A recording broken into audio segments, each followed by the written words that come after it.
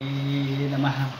धर्माचा जण मूर्तिमान पुतळा, धर्माचा जण मूर्तिमान पुतळा, भासे जना भुवरी, भासे जना भुवरी, दीक्षा देऊन जो जगतिया, दीक्षा देऊन जो जगतिया, बद्धास हो उद्धरी, बद्धास हो उद्धरी, वाणीने वदता भागवती कथा, वाणीने वदता भागवती कथा, व्यासा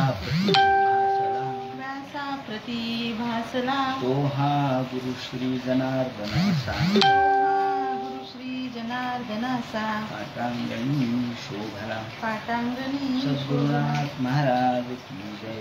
हरे नमः. श्री शुकोवाच निशम्य वाचं वदतो मुने पुण्यतमां लोक भूयः प्रपुच्छकौरव्यो वासुदेव कथा दूतः.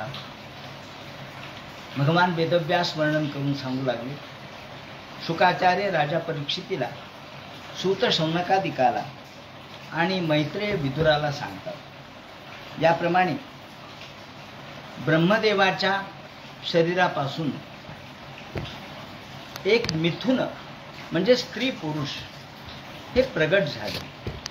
आणि हे स्त्री पुरुष म्हणजे स्त्री होती शतरूपा आणि पुरुष होते स्वयंभुव म्हणून, ज्यांच्यापासून ही सृष्टी निर्माण झाली. याप्रमाणे ब्रह्मदेवांनी त्यांनी सांगितलं की मिथुन धर्मेण प्रजा, इथून पुढे तुम्ही विवाहाच्या पद्धतीने प्रजा उत्पन्न करा, हा माझा आदेश आहे. आणि यानुसार पुढे त्यांना 3 मुली आणि 2 मुलं झाली. त्यापैकी सचापी शतरूपायां पंचापत्यान्यनी जजी जनत, एकूण 5 अपत्य झाले. त्यामध्ये प्रियव्रत आणि उत्तानपाद हे पुत्र होते, आपुती देव होते आणि प्रसूती ह्या मुली होत्या. आता यांच्या वंशाचं वर्णन पुढे आपल्याला तृतीय आणि चतुर्थ स्कंधामध्ये पाहायला मिळतं. यानंतर शुकाचार्य म्हणतात, परीक्षिते, भगवंताच्या या वेळेला वराह परमात्म्याचा जो अवतार झाला त्याची कथा मी आपणाला सांगणार आहे. त्या वेळेला हे स्वयंभुव मनु आणि शतरूपा यांचा जन्म झाला. त्यावेळेला त्यांनी विनंती केली महाराज ब्रह्मदेवाला, आपण म्हणता की प्रजा उत्पन्न करा, या ठिकाणी तुम्ही राहा, पण आम्हाला राहायला जागा कुठे आहे? आम्हाला राहायला जागा द्या, आम्ही त्या ठिकाणी वास्तव्य करू. या ठिकाणी पृथ्वी नाहीये, मग आम्ही कुठं राहावं? असं म्हटल्याबरोबर ब्रह्मदेवाच्याही मनात शंका निर्माण झाली की खरंच आहे, आता यांना पृथ्वीची प्राप्ती करून द्यायची, ती कशी द्यावी असा विचार करता क्षणीच ब्रह्मदेवाच्या नाकामधून एक अंगुष्ठ मात्र असं एक छोटंसं वराहाचं पिल्लू बाहेर पडलं. वराह तो को निर्गा अंगुष्ठ परिमाणकाः. अंगुष्ठ मात्र हे पिल्लू बाहेर पडल्याबरोबर ब्रह्मदेवालाही आश्चर्य वाटलं, माझ्या नाकातून काय बाहेर पडलंय?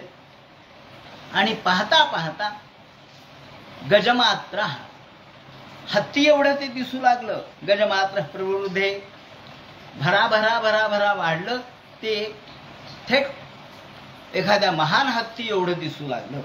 आणि अरे काय बरं, काय असेल हे पिल्लू बाहेर काय पडलंय, ते वाढू काय लागलंय? आणि तेवढ्यात त्या ठिकाणी सनक सनंदनादी सगळे ऋषीमुनी होते. त्याचप्रमाणे वसिष्ठादी सगळे 10 ऋषी होते. त्यांनी पाहिलं, अरे हा प्रत्यक्ष भगवंताचा अवतार आहे, ज्याला म्हणतात भगवंताचा वराह अवतार. वराह अवताराला या ठिकाणी नमस्कार केलेला आहे. आणि ते म्हणतात स्वगर्जितेन ककुभाहा. या वेळेला त्या वराह परमात्म्याने आपला आवाज प्रगट केला, गर्जना केली. आणि गर्जना केल्याबरोबर सर्व ऋषींना कळालं की अरे, तर्क केला त्यांनी काय, की हे प्रत्यक्ष भगवान परमेश्वर आहेत, भगवान ईश्वराचा हा अवतार आहे. दृष्ट्वात सौकर्ण रूपम तर्कयामास चित्रधा. तर्कयामास चित्रधा या शब्दाने त्यांनी हे सांगितलंय की पहिल्यांदा आपण भगवंताचा विचार करताना तर्क करावा लागतो. भगवंत कसा आहे, भगवंत काय आहे, तो स्वतः सांगत नाही. तुम्ही तर्क करा, तुमची बुद्धी लढवा. म्हणून तर्कयामास. हा जो सत्तर्क आहे तो भगवंतापर्यंत पोहोचतो. या ठिकाणी अर्थात तर्काला सुद्धा मर्यादा आहे. ननु तर्कहतः असं आपल्याला वेदस्तुतीमध्ये म्हटलेलं दिसतं की तर्क तिथपर्यंत पोहोचत नाही, बुद्धी तिथपर्यंत पोहोचत नाही, कारण बुद्धी जड आहे. बुद्धीला मर्यादा आहे, मानवी बुद्धीला मर्यादा आहे, पण भगवंताच्या अलौकिकत्वाला मर्यादा नाही. त्यामुळं अमर्याद असणाऱ्या भगवंताचं वर्णन मर्यादित बुद्धीने करता येत नाही, हे खरं आहे. पण तरी सुद्धा आपण त्याच्या जवळ जाऊ शकतो. आणि म्हणून हा जो तर्क आहे तो सत्तर्क असला पाहिजे, मात्र तो कुतर्क असता कामा नये. सत्तर्क म्हणजे काय? चांगला तर्क. माऊलींनी सुद्धा सुरुवातीला गणेश वंदन करत असताना आपल्या ज्ञानेश्वरीमध्ये तर्क, तर तर्क तोची परशु नीतिभेदू अंकुशू वेदांतु महारसू मोदकू मिरवे, या शब्दामध्ये गणेशाचं वर्णन केलेलं आहे. तरी तर्क तोची परशु, हा तर्क जो आहे तो परशु आहे. परशु ती कुऱ्हाड आहे. त्या कुऱ्हाडीच्या द्वारे आपल्याला या संसारातील ज्या वासना आहेत त्या छेदायच्या. त्यामुळून तर्क शब्द फार महत्वाचा आहे. सत्तर्क, तर्क तोची परशु नीतिभेदू अंकुशू. गणपतीच्या हातामध्ये जो परशु आहे तो तर्क रूपाने आहे, आणि तर्क हा भगवंतापर्यंत आपल्याला विचार करायला लावतो, भगवंताच्या स्वरूपाचा विचार करायला लावतो, तो तर्क आहे. हा सत्तर्क भगवंतापर्यंत जाऊन पोहोचतो. म्हणून इथे तर्कयामास चित्रधा असा शब्द भागवतकारांनी वापरलाय, तो फार मार्मिक आहे. त्यानंतर या वराह परमात्म्यानी गर्जना केली, निशम्यते घरघरितम स्वखेद. गर्जना केल्याबरोबर त्यांच्या शक्तीची कल्पना आली. गर्जना म्हणजे काय? गर्जना म्हणजे शक्ती. शक्ती प्रगट केली, आपलं सामर्थ्य प्रगट केलं शब्दाने, आणि नंतर त्यांच्या स्वतःचे जे केस आहेत ते थरथर थरथर कापवले, आणि एकदम गजेंद्रा एवढी ही एवढी यांची मूर्ती होती. उत्क्षिप्त बाल कठोर कठोरा, आणि आपले केस थरथर थरथर कापवले आणि ताबडतोब उडी मारली समुद्रामध्ये. समुद्रात का उडी मारली? तर समुद्र म्हणजे जल आहे, पाणी आहे, आणि पाण्यामध्ये पृथ्वी विलीन झालेली होती.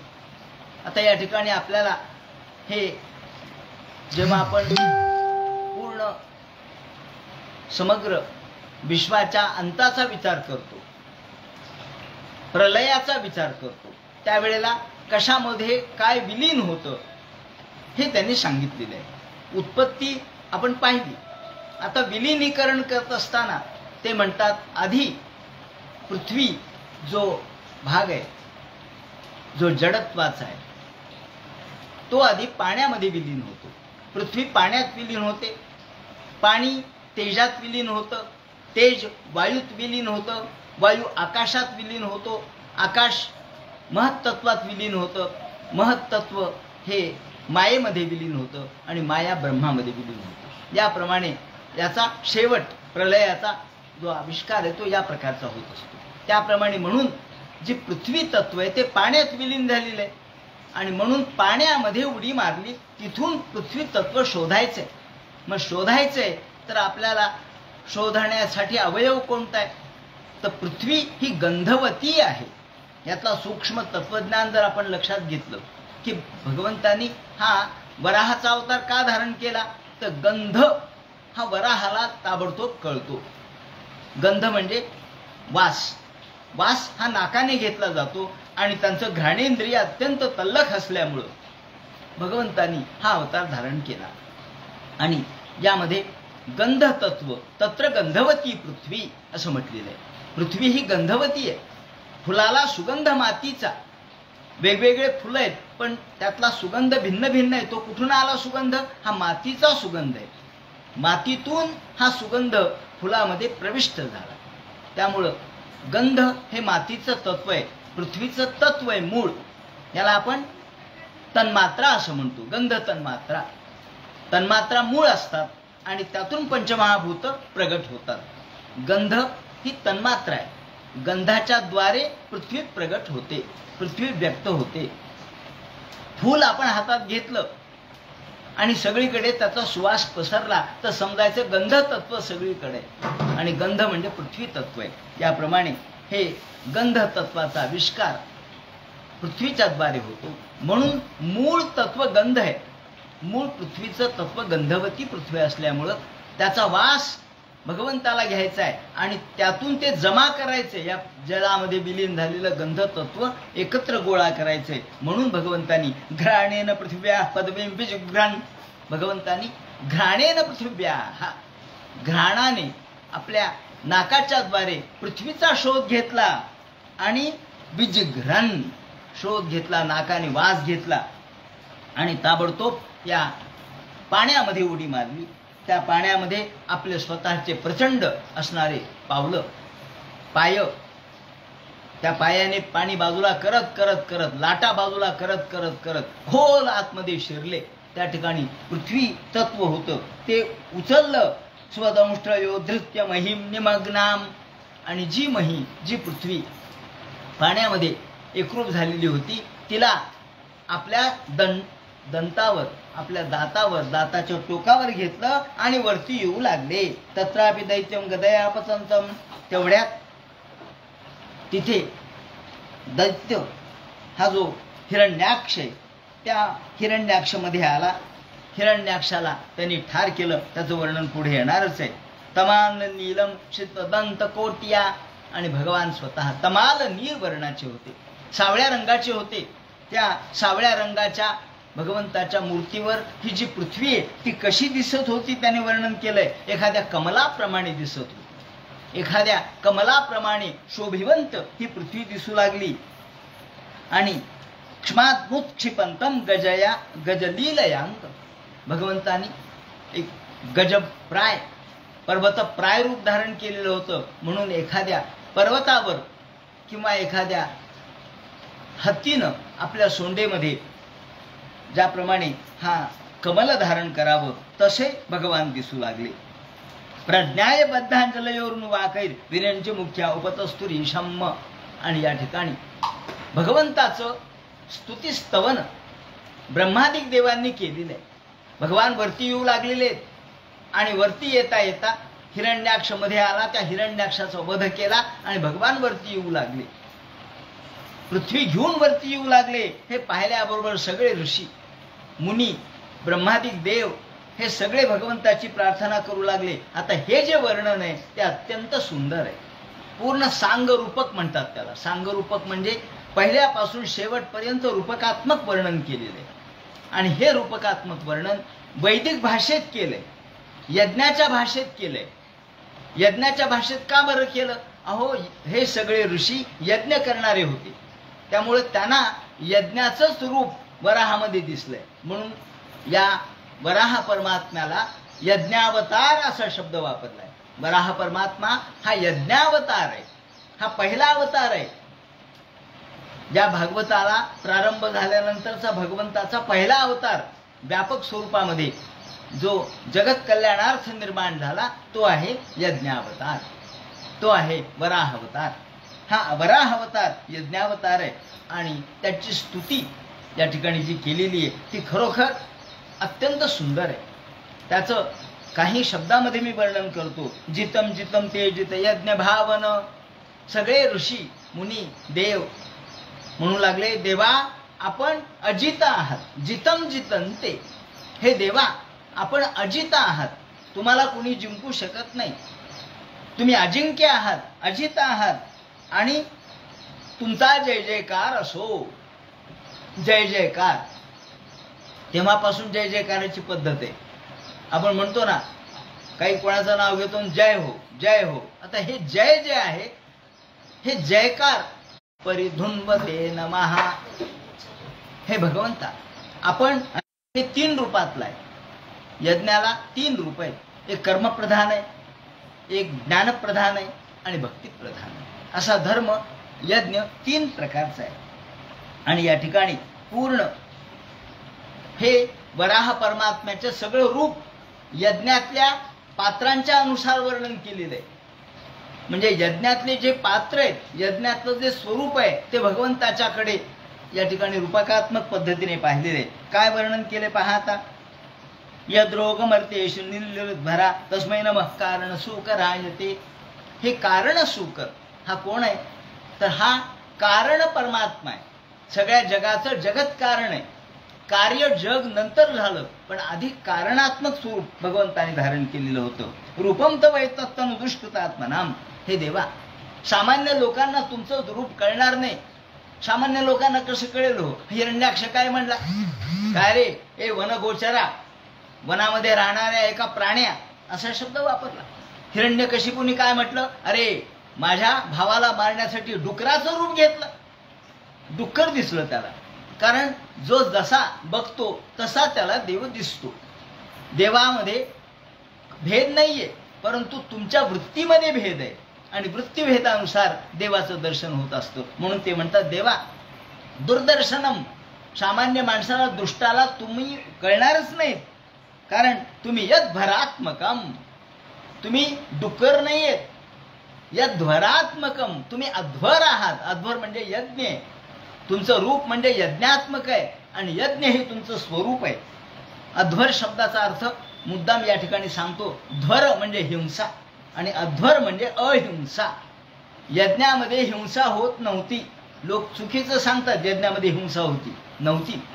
म्हणून अध्वर शब्द या ठिकाणी वापरलाय, ज्या ठिकाणी हिंसा होत नाही. अहिंसा परमो धर्म. हा आजच अहिंसा परमो धर्म हा आपण म्हणतोय असं नाही. यज्ञाच्या काळात, वैदिक कालापासून, पूर्व वैदिक कालापासून सुद्धा लोक यज्ञाला अहिंसा मानत होते. अहिंसा हा परमधर्म आहे आणि म्हणून दया तेथे धर्मू, धर्मू तेथे सुखागमू. दया हा धर्माचा मूळ स्वभाव आहे. म्हणून दया धर्म का मूल है, नरक मूल अभिमान. दया आणि मग अध्वर म्हणजे दयाशीलता. अध्वर म्हणजे काय? जिथे हत्या नाही, जिथे हिंसा नाही, म्हणजे दयाशीलता आहे. तेव्हा धर्म यज्ञ हा दयाशील होता. हे देवा तुम्ही यज्ञरूप आहात. छंदांशी यज्ञत्वची बर्हि रोम. हे देवा, आता या ठिकाणी पूर्ण यज्ञाचं रूपक देवावर, या वराहावर केलेलं आहे. कसं? आधी काय दिसलं? त्वचा दिसली. देवा तुमची जी त्वचा आहे, छंदांशी यस्य, तुमची त्वचा म्हणजे छंद आहे. छंद म्हणजे काय? यज्ञाच्या मध्ये आपण अनेक सूक्त गातो. हे जे सूक्त आहेत, वेदातले सूक्त आहेत, ते छंदामध्ये आहेत. कोणकोणत्या छंदामध्ये आहेत?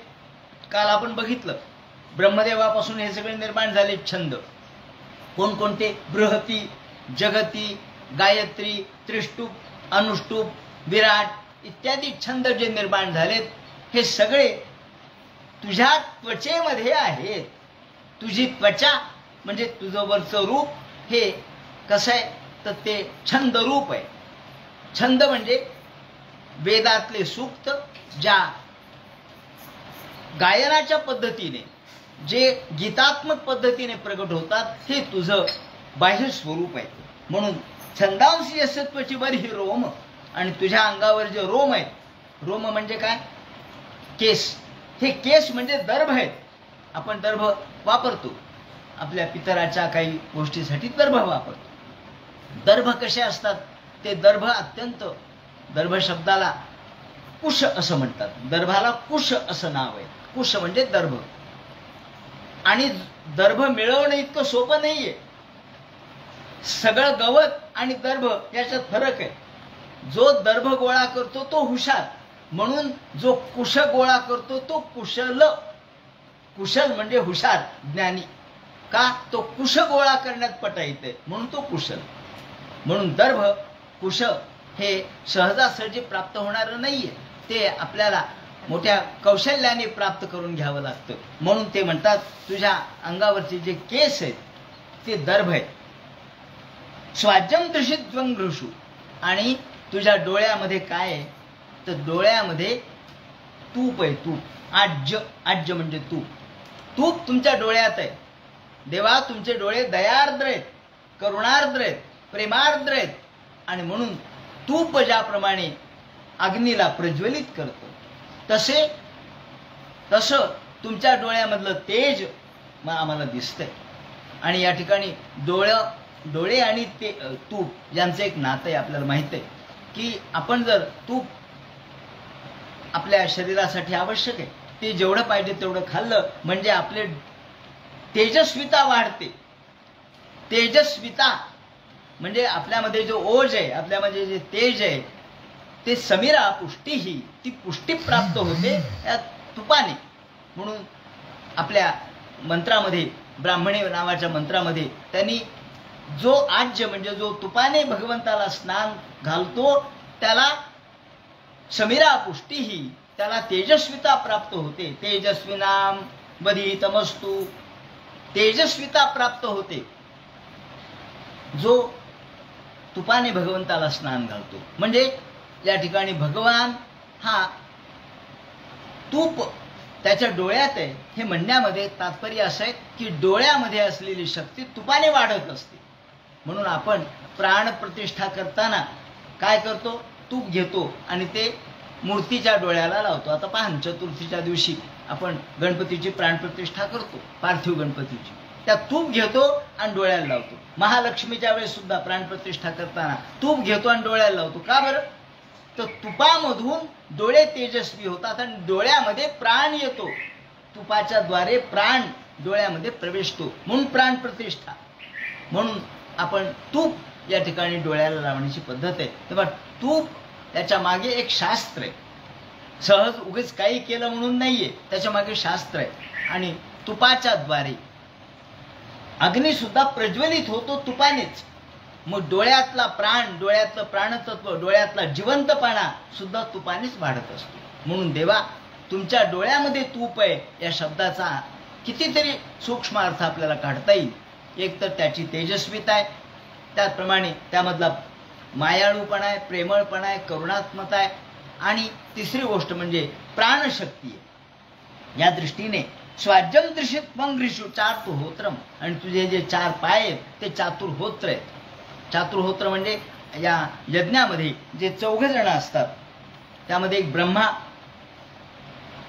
जो असतो त्याचं एक वेगळं कार्य चाललेलं असतं. त्याचप्रमाणे ऋत्विज हा एक असतो, त्याचं एक कार्य चाललेलं असतं.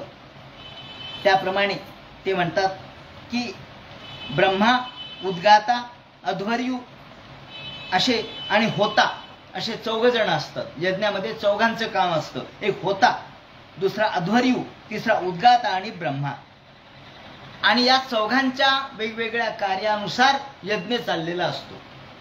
म्हणून त्याला म्हणतात चातुर्होत्रम. तुझे 4 पाय म्हणजे चातुर्होत्र आहेत.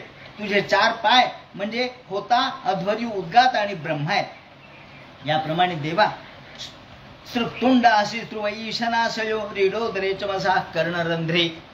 आता हळूहळू अवयवाचं वर्णन सुरू केलेलं आहे. देवा, तुमचं जे नासिका छिद्र आहे ते स्त्रुव आहे. त्याप्रमाणे पोटामध्ये भक्षण पात्र आहे, कान म्हणजे चमस आहेत, आणि मुख हे प्राशित्र आहे म्हणजे ब्रह्मभाग पात्र आहे, सोमपात्र आहे. आता हे काय काय आहेत? आपल्या श्रावणीमध्ये आपण काही गोष्टी वापरतो, हे उमराचे केलेले असतात. आता या ठिकाणी मी मुद्दाम आपणाला दाखवण्यासाठी या गोष्टी आणलेल्या आहेत. हे जे आहे हे कानाप्रमाणे, कानासारखंच आहे. हे कान जसे असावेत त्याप्रमाणे हे पात्र आहे. हे वराहाचे कान जसे असावेत, ज्याला चमस असं म्हणतात, त्याप्रमाणे स्त्रुवा हे एक पात्र आहे. या मुखाप्रमाणे आपल्याला दिसतं, हे मुखासारखं दिसतं. हे भगवंताच्या या श्रुप त्याला म्हणतात, श्रुवा म्हणतात. नासिकामध्ये असलेले छिद्र भक्षण पात्र आणि ब्रह्मपात्र, हे एक ब्रह्मपात्र यज्ञीय ज्यामध्ये तूप वगैरे ठेवलं जातं. अशा पद्धतीने हे सगळे जे आहेत ते भगवंताच्या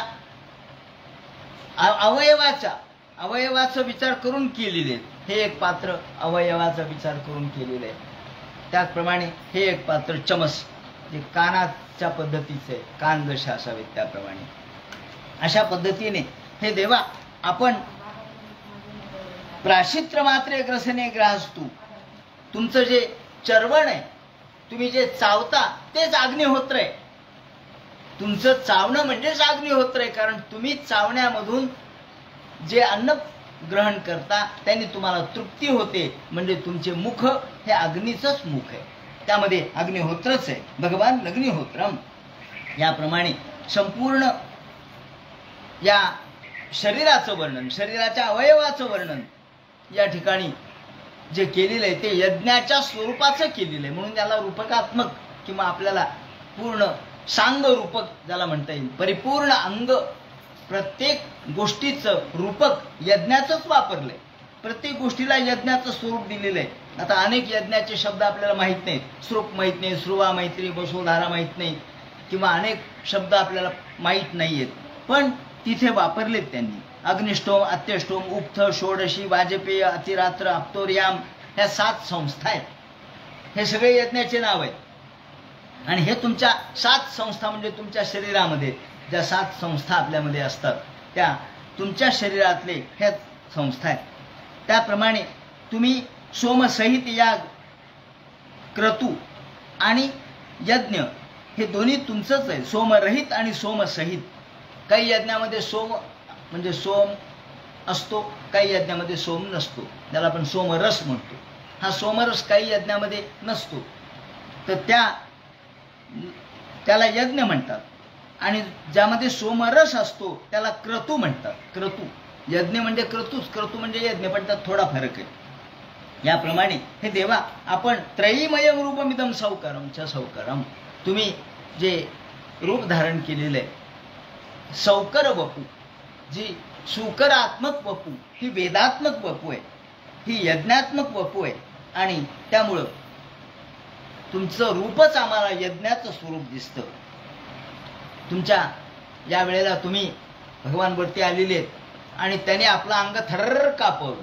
सगळं अंग, ते अंगावरचे जे रोम आहेत ते थरथर झाले आणि त्या रोमावरच्या रोमामधून जो त्यामध्ये जो प्रवाह बाहेर पडला किंवा जे त्यातून जे पाणी बाहेर पडलं, ते पाणी म्हणजे आमच्यासाठी स्नान आहे असं म्हटलं त्यांनी. जे पाणी म्हणजे आमच्यासाठी स्नान आहे. सटाशिखोद्धूत शिवांबुदू बिंदुभिर, हे देवा तुम्ही अंगावर समुद्रात गेल्यामुळं तुम्ही वरती आलात आणि तुमचं अंग तुम्ही थरथर कापवलं, तेव्हा तुमच्या अंगावरून जे पाणी आमच्या अंगावर उडालं ते काय तर विमृज्यमाना वृषमी सपाविता, त्यामुळे आम्ही पावन झालो. विमृज्यमाना, या ठिकाणी विमृज्यमाना शब्द वापरलाय. विमृज्यमाना म्हणजे काय?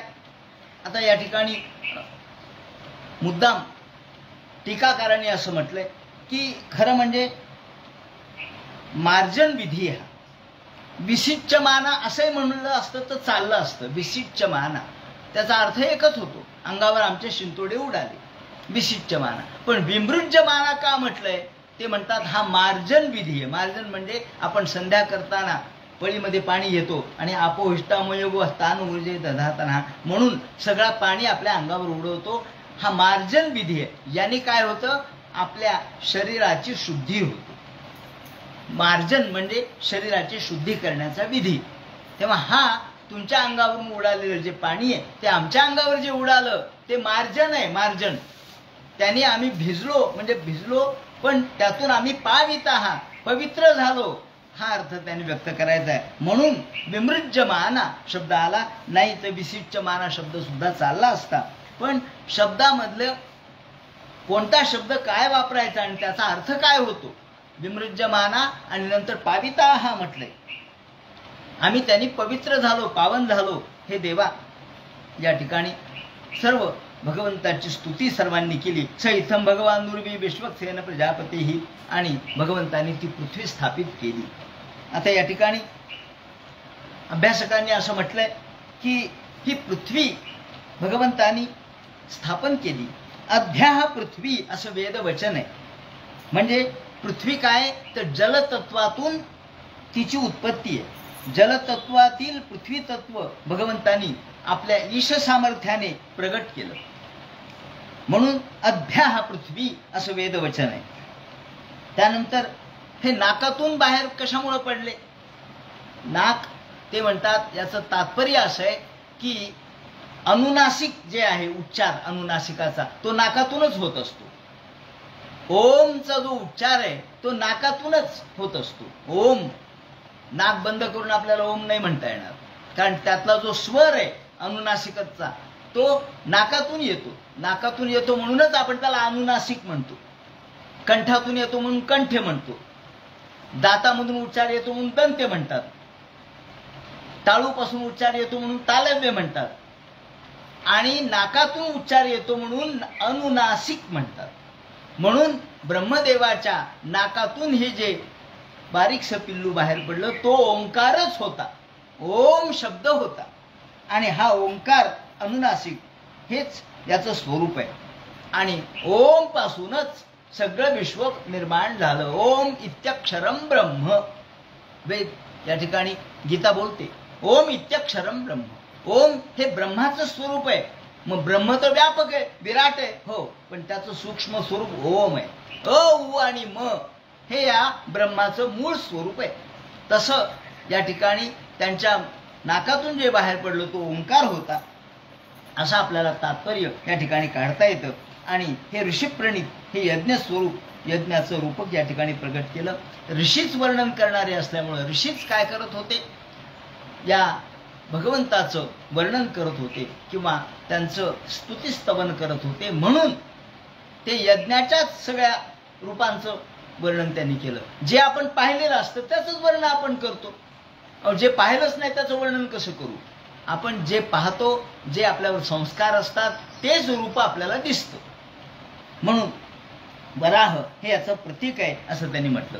त्यानंतर आता शुकाचार्यांनी सांगायला सुरुवात केली, ज्याप्रमाणे भगवंतांनी हे रूप धारण केले. आणि हे ऐकता क्षणीच मैत्रेय विदुराला सांगतो. तेव्हा विदुराने प्रश्न केला, ते नैव तु मनुश्रेष्ठ हरिणा यज्ञमूर्तीना. महाराज, भगवंतांनी यज्ञमूर्तीचं स्वरूप धारण केलं आणि मगाशी तुम्ही जाताना असं सांगितलं की हिरण्याक्षाचा वध केला. हा हिरण्याक्ष कोण? म्हणजे पुराण असं आहे की एका गोष्टीचा उल्लेख झाला की त्यामध्ये ऐकणारे जे आहेत ते त्यामध्ये त्याचं विस्तारपूर्वक वर्णन करा म्हणून विचारतात, सांगतात.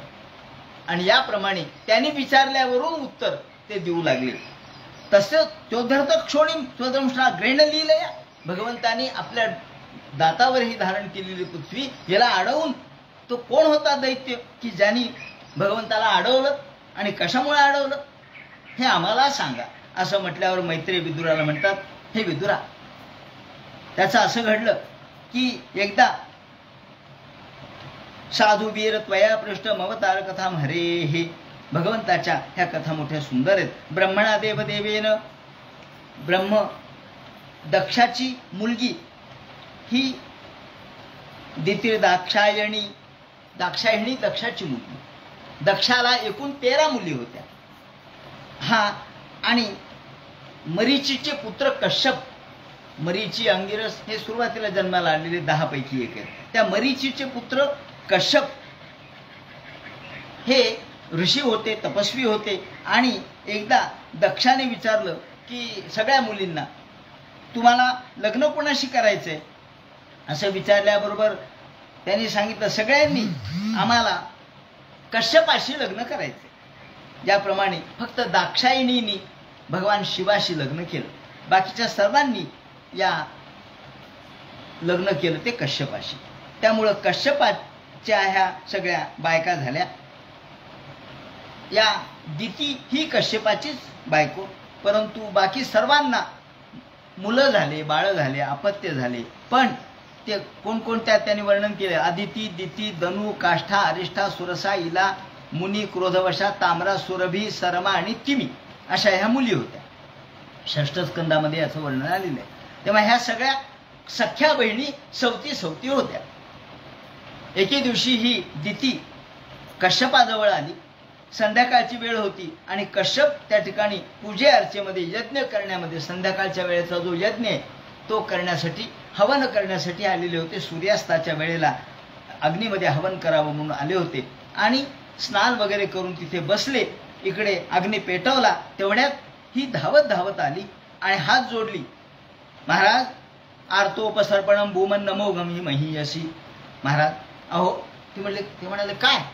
अहो, माझ्या सगळ्या बहिणींना म्हणजे सवतींना पोरं बाळं मुलं सगळे झालेले आहेत, मलाच फक्त पुत्र नाही. तेव्हा मला असं वाटतं मला पुत्र व्हावा, माझी इच्छा आहे. ते म्हणाले अगं आता या ठिकाणी कश्यपाने सुद्धा तिची निंदा नाही केली, स्त्रीची निंदा नाही, स्त्रीचं महात्म्यच सांगितलंय. कश्यप म्हणतात बरोबर आहे, अगं तुझं म्हणणं बरोबर आहे. ज्याप्रमाणे अर्णवामध्ये म्हणजे समुद्रामध्ये जर जहाज नसेल तर समुद्र पार करणं शक्य नाही, तसं संसारामध्ये पत्नी नसेल तर संसार धर्म करता येणार नाही, गृहस्थाश्रम धर्म हा पार पाडता येणार नाही. पत्नी असेल तर गृहस्थाश्रम धर्म पार पाडता येतो, ती सहाय्यकारी आहे. आणि एवढंच कशाला, जो एखादा जरी किती मोठा वीर असला तरी त्याच्याजवळ तो जर एखाद्या किल्ल्यामध्ये बसलेला असेल तरच तो शत्रूचा पराभव करू शकतो. तर स्त्री म्हणजे किल्ला आहे, त्या किल्ल्यामध्ये बसलं म्हणजे शत्रूंचा पराजय होतो. तसं या षट शत्रूंचा काम क्रोध लोभ मोह मद मत्सर यांचा पराजय करायचा असेल तर धर्मपत्नी पाहिजे असा उल्लेख केलेला आहे. म्हणजे नेहमीच पुराणामध्ये स्त्री निंदा नाहीये, स्त्रीची स्तुती सुद्धा आहे, पण धर्मपत्नींची स्तुती आहे. धर्माने वागणारी, धर्मकार्यामध्ये सहकार्य करणारी स्त्री ही आवश्यक आहे. पत्नीचं स्थान मोठं आहे असं ते बोलले. आणि एवढ्यात ती म्हणते हो, म्हणूनच तुम्हाला मी विनंती करते की मला पुत्र द्या, तुमच्यापासून मला पुत्र व्हावा अशी इच्छा आहे. ते म्हणाले तुझी इच्छा चुकीची नाहीये, बरोबर आहे. अथापि काममेतं ते प्रजा ते करवाण्यलम, तुझी इच्छा बरोबर आहे, पण काय, पण थोडं थांब. अगा ही वेळ संध्याकाळची आहे आणि या संध्याकाळच्या वेळेला मला धर्मकर्म करायचे, ही संध्याकाळची वेळ संपल्यानंतर मात्र मी तुझी इच्छा पूर्ण करेन. परंतु ती ऐकायला तयार नाही. नाही म्हणाले महाराज, असं नाही, मी म्हणते माझ्यामध्ये हा जो काम आहे, मदन आहे, तो माझ्या शरीरामध्ये मला संपूर्ण दहन करतोय. माझं आर्तोपसर्पणम भूमन नमो घमही मही अशी माझ्या शरीराचं दहन करतोय सगळ्या बाजूनी आणि मी कामाग्नीने पेटलेली आहे. ते म्हणतात नाही, अगं थांब, चरंती यशाम भूतानी, ही वेळ चांगली नाही. या वेळेला आकाशामधून भूत प्रेत पिशाच्य जात असतात आणि प्रत्यक्ष भगवान शिव यांची फेरी या वेळेला असते. त्याचबरोबर परी तो भूत परिषदभीर, ते बैलावर बसून या ठिकाणी फिरत असतात. आता शिवाचा उल्लेख का केला या ठिकाणी? शिवाचा उल्लेख करताना नुसता शिव म्हणून केला नाही, तर पश्यती देवर असते असं म्हटलंय. तुझे देवर, त्यांचे देवर म्हणजे तुझ्या बहिणीचे मालक देवर. हे आता आम्ही दोघं साडू आहेत, तेव्हा तुझे आमचे म्हणजे माझे साडू अर्थात तुझ्या पत्नीचे मालक म्हणजे मेहुणे हे आकाशामधून चाललेत, तर त्यांना काय वाटेल, त्यांची तरी थोडी लाज बाळग. आणि नाही अस्य लोके स्वजना परोवा, नाही अगं हे शिवम म्हणजे किती श्रेष्ठ आहेत माहिती का तुला? अहो लोक अंगावर अलंकार धारण करतात, दागदागिने धारण करतात, पण शिव भस्म धारण करतात का? शेवटी हा देह हा कुत्र्या मांजराच्या कडेच जाणार आहे, ह्या कुत्र्यांच्या खाण्याचं खाद्य होणार आहे. तेव्हा जो देह कोल्हे कुत्र्यांच्या तोंडात जाणार आहे, त्या देहाचं काय कौतुक करायचे? म्हणून जे भस्म धारण करतात, स्वभोजनम असा शब्द वापरलाय. म्हणजे त्यांनी मुद्दाम पुन्हा पुन्हा अगं या देहाचं काय महत्व वर्णन करते, या देहाबद्दल काय विचार करतेस? हा शेवटी कोल्या कुत्र्याच्याच तोंडात जाणारा देह आहे, शेवटी त्याचं देहाचं काय मोल आहे असं म्हणलं. देहाची निंदा केली आहे तरी सुद्धा तिला काही फरक पडला नाही. अगं थांब थोडं, नाहीतर मग हे आपल्याला शापून भस्मसात करतील. आज्ञा करीत तसे पिशाच तर्या, त्यांच्या आज्ञेवर हे सगळं चाललेलं आहे, तेव्हा थोडं थांब. तरी सुद्धा ती ऐकली नाही. दिती आपल्याच कैफामध्ये होती, नादामध्ये होती, तिला भगवंताच्या स्तुतीबद्दलही काही वाटलं नाही, देहाची निंदा केली तरी काही वाटलं नाही, तुझे मेहुणे असं म्हणूनही तिला लाज वाटली नाही. शेवटी तिने एखाद्या वेश्येप्रमाणे त्यांच्या वस्त्राला धरलं आणि गतत्रपा म्हणजे निर्लज्जपणाने, त्रपा म्हणजे लाज आणि गत म्हणजे गेलेली, जिची लाज गेली आहे, निर्लज्ज आहे, आता तिच्या निर्लज्जपणापुढे यांचंही काही चाललं नाही. शेवटी त्यांनी त्यांची इच्छा परिपूर्ण केली आणि अथोपस्पृश्य सलिलम प्राणायाम्यांनी भाग देता नंतर परत आले, स्नान केलं, प्राणायाम केले आणि शांत पुन्हा ध्यान करत बसली. ध्यान करत बसल्यानंतर मग पुन्हा ही दिती परत आली आणि आता मात्र तिला लज्जा वाटू लागली. आतापर्यंत लज्जा वाटली नाही, आतापर्यंत लाज वाटली नाही. कामातुराणांना भयन्न लज्जा, तिला भय वाटलं नाही, लज्जा वाटली नाही. कालिदासाने वर्णन केले शूर्पणखेचं. ते वर्णन करत असताना त्यांनी म्हटलंय, अत्यारूढोही नारीणाम अकालज्ञो मनोभवाः. अत्यारूढोही नारीणाम, अत्यारूढ एखाद्या भावनेचा अतिक्रम झाला म्हणजे स्त्रियांना अकालज्ञो, काळाचं भान राहत नाही. अत्यारूढोही नारीणाम अकालज्ञो मनोभवाः, त्यांचा मनोभव, त्यांच्या मनामधला वेग हा काळाचं भान त्यांना राहू देत नाही. त्याप्रमाणे ही स्थिती इथं या दितीची घडली आणि आता मात्र तिला पश्चाताप झाला. ती परत आली. मामे गर्भमिमं ब्रह्मन, आणि मग हात जोडले. महाराज मला माझ्या गर्भावर काही वाईट परिणाम होऊ नये, रुद्राचा शाप मला लागू नये. रुद्र पतिरीभूतानाम, रुद्रा वाईट नाहीयेत, शिव वाईट नाहीयेत, परंतु ही वेळ वाईट होती आणि हातामध्ये त्यांनी दंड यासाठी धारण केला, लोक पापकर्म करू नयेत. तेव्हा मला असं वाटतं की शिवाचा शाप याला लागू नये. कश्यप म्हणतात, हे दिते अप्रायत्यात्मा नसते. हे दिते, तू 3-4 गोष्टी तुझ्याकडून घडल्यात, अपराध घडलेत, 4 गोष्टीचे अपराध घडलेत. एक तर वेळ वाईट होती, दुसरी गोष्ट म्हणजे तू माझं ऐकलं नाहीस, माझी अवज्ञा केलीस, तिसरी गोष्ट म्हणजे तुझ्या मनामध्ये या वेळेला जो विषयाची इच्छा झाली ती चूक होती, आणि चौथी गोष्ट म्हणजे हे कर्म ज्या वेळेला शुद्ध कर्म करायला पाहिजे, पवित्र कर्म करायला पाहिजे, त्या यज्ञयागाच्या वेळेला तू या कर्माकडे प्रवृत्त झालीस. तेव्हा हे 4 अपराध तुझ्याकडून घडलेत, तू अमंगल आहेस आणि म्हणून तुला अधम पुत्र निर्माण होतील. असं म्हणल्याबरोबर ती म्हणाली, महाराज अहो असं नका करू. नाही म्हणे, अधमपुत्र निर्माण होतील आणि त्यासाठी भगवंताला अवतार धारण करावा लागेल. भगवंताच्या हाताने त्यांचा मृत्यू होईल. भगवंताच्या हाताने मृत्यू होईल म्हणल्यावर तिला आनंद वाटला. ती म्हणली, महाराज ब्राह्मणाचा शाप तर होणार नाही ना? नाही म्हणे, ब्राह्मणाचा शाप होणार नाही. नाही, माझ्या मुलांना ब्राह्मणाचा शाप होऊ नये, कारण न ब्रह्मदंड दस्य न भूतवयदस्य च. ब्राह्मणाचा शाप ज्याला होतो तो नरकामध्ये सुद्धा त्याला कुणी घेत नाही म्हणे, नरकात सुद्धा बरं का. नको नको नको, तुम्ही आमच्यापेक्षा वाईट आहेत. ज्याला ब्राह्मणाचा शाप होतो त्याला नरकात सुद्धा जागा नसते. नारकाशानुगृह्णन्ति यायाम योनिव सौगतः. तो कोणत्याही जन्मात जाऊ द्या, त्याला वाईटच फळ भोगावं लागतं. तेव्हा फक्त ब्राह्मणाचा शाप नको. नाही म्हणे, ब्राह्मणाचा शाप नाही, पण भगवान अवतार घेऊन त्याला ठार मारतो. असू द्या म्हणे, भगवंताच्या हाताने मरून येऊ द्या, चांगली गोष्ट आहे. पण तुला आता पश्चाताप झालाय तर तुझ्या पुत्रापेक्षा पौत्र म्हणजे तुझा नातू हा चांगला निघेल, मोठा सद्भक्त निघेल. पुत्र सेवतो पौत्राणं भवितव्य सताम मतः. तुझा नातू अत्यंत भगवत भक्त, भगवंताचा प्रिय होईल आणि भगवान त्याच्यावरती कृपा करतील. सवय महाभागवतो महात्मा महानुभावो महतां मनिष्ठः. तो महाभागवत होईल, महात्मा होईल आणि शेवटी तो वैकुंठामध्ये येईल. याप्रमाणे असं सांगितलं आणि शेवटी दिती परत गेली. आता इकडे ते म्हणतात, मैत्रे म्हणतात, विदुरा प्राजापत्यंतु तत्तेज. इकडे प्राजापत्यंतु तत्तेज, कश्यपाचं तेज तिच्या उदरामध्ये होतं आणि ते तेज तिने उदरामध्ये साठवून घेतलं. किती वर्ष? 100 वर्ष. 1 वर्ष झाले, 2 वर्ष झाले, 10 वर्ष झाले, 50 वर्ष झाले, बाहेरच येईनात. आणि सगळीकडे मोठा गोंधळ सुरू झाला. सगळीकडे काय काय झालं त्याचं वर्णन त्यांनी केलेलं आहे.